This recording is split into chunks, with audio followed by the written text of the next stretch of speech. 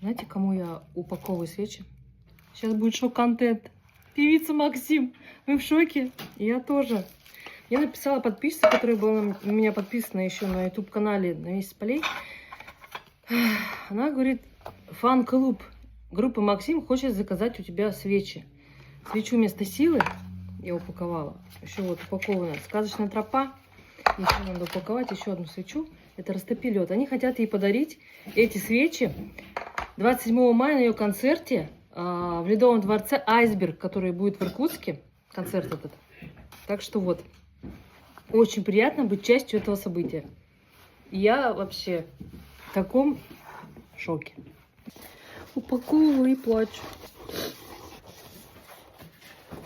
Это очень приятно прокладывать коробку, чтобы не забыл. Тройное дно. Тройное дно, чтобы это ничего не помялось. То есть пупырка обложим.